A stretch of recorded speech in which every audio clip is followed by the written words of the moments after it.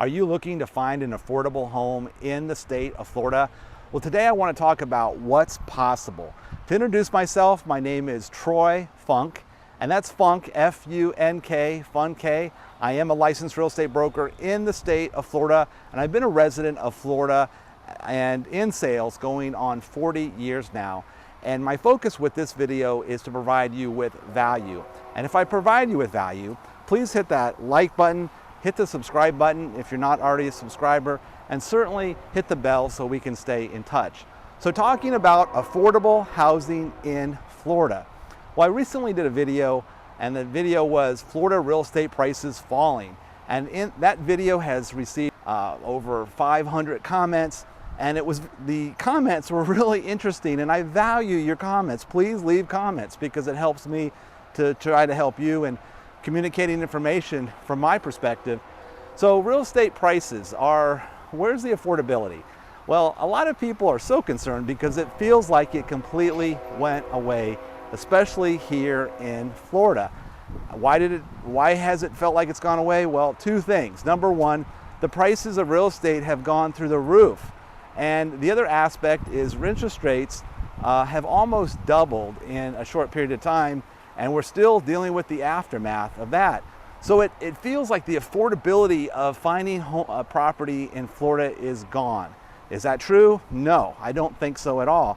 And let's just talk about the idea that we want the property values to crash. We want real estate values to go down so they're more affordable to buy a house, because that's logically seems like that's what needs to take place. Property values are too high, and because they're too high, buyers can't afford them, therefore values will go down. Depends. It's all subjective to where you live, because price is a factor of supply and demand. Talk about affordable housing and what's possible.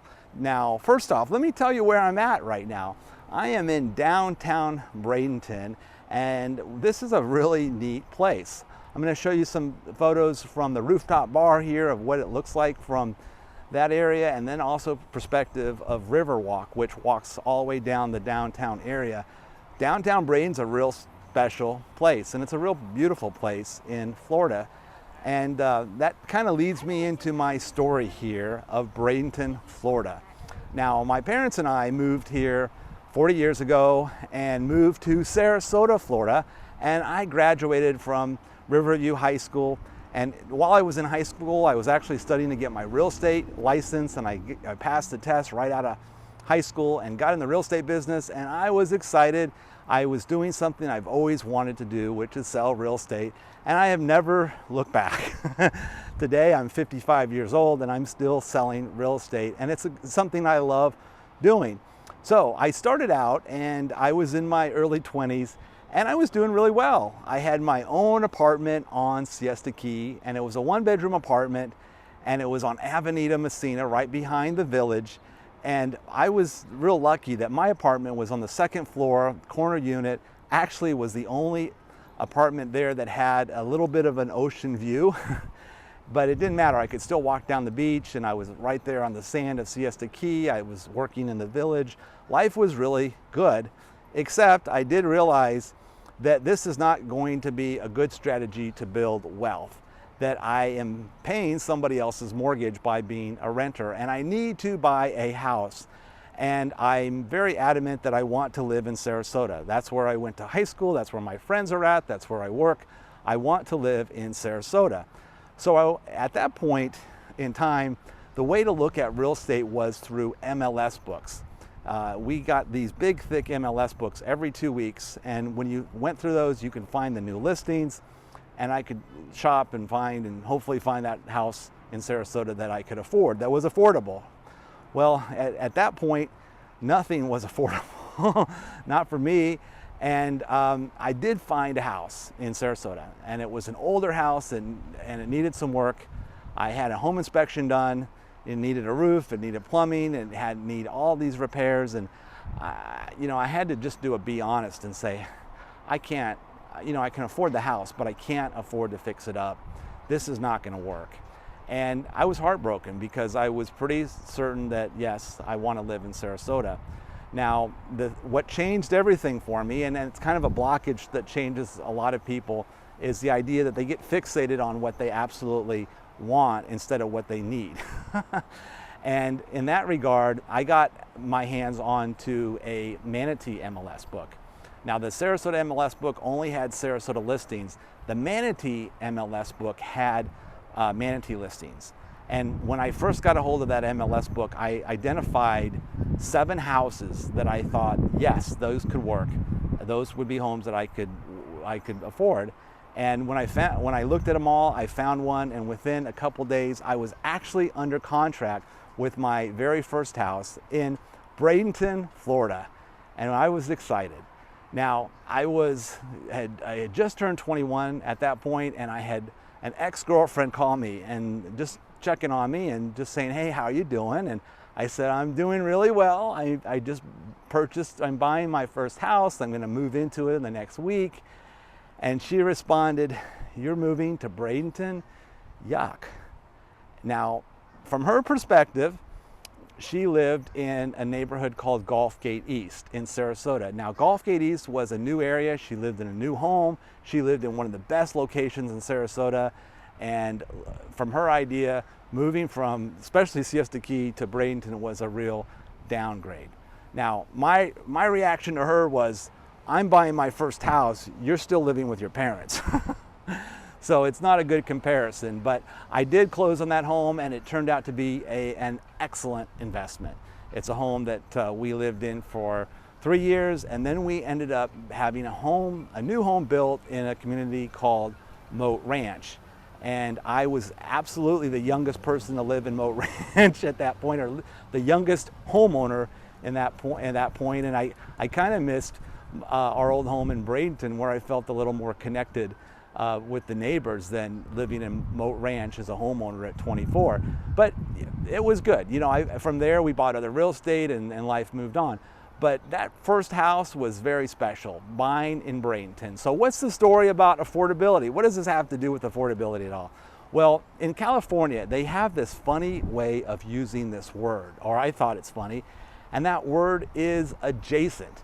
And I was looking at open houses near Hollywood, and it felt like it was about an hour away from Hollywood. And the MLS flyer, the open house flyer, said Hollywood adjacent. That this house, it wasn't what city it was in, it was just referencing that the house is adjacent to Hollywood. Even though it's 50 miles away, it's still adjacent to Hollywood, California. So in essence, that's what I did. I bought a home Sarasota adjacent, a home that was adjacent to Sarasota, which is Bradenton, Florida, and there are other choices besides Bradenton if you want Sarasota adjacent. And by doing that, I found an affordable house. Now, the price point from Sarasota to Bradenton goes down significantly for being an adjacent area. Now, I still had the access to Sarasota and the things that I needed, but I was living in Bradenton, and that turned out to be a very good decision. So when you're looking for affordable housing, one idea is to think about this word adjacent. Even though you may want to live in a certain area, what's adjacent to it? And that could be anywhere in Florida, just ideally where you want to live. If you go outside of that area, the opportunity could open up quite a bit for affordability. But there's some other options out there right now. Now, with pandemic, we had pretty much a lockdown on foreclosures. A lot of banks could not foreclose. There were restrictions on what they could and could not do, but for a lot of reason, banks could not foreclose on properties. Now, in Florida, that's been lifted. Banks can start foreclosing. So with that, we are starting to see opportunities called pre-foreclosure. These are homes where the seller owns the property and they need to sell it because they're facing foreclosure, but they have equity. And this is good because you don't have to go to the bank and ask the bank to take less than what's owed to get their loan approved. To get this sale approved, you just need the seller willing to sell the price. So on pre-foreclosures, sellers are motivated to sell. They typically price their property a little more aggressively in the marketplace than most sellers because they want to sell. They want to be the next house that sells. Does this mean you're going to find them for 50 cents on the dollar? No. And trust me, I get that all the time. I get at least 10 offers a day on all my listings, people trying to offer 50 cents on the dollar.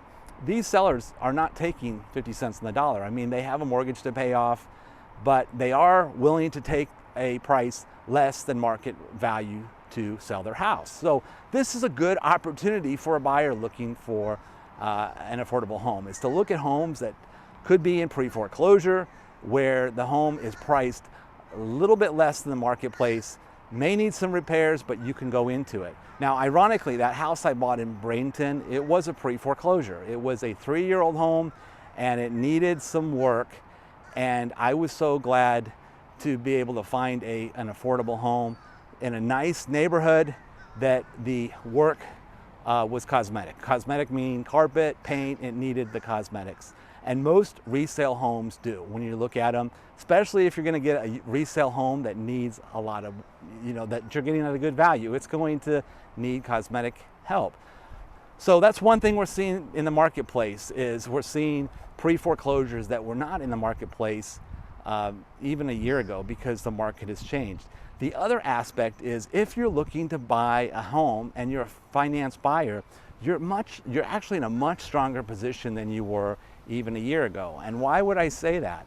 Well, a year ago, it was very difficult to find housing if you were trying to buy a house. I mean, you were competing against a lot of players. You were competing against the stock market, you were competing as far as iBuyers were concerned, and you were competing against cash buyers.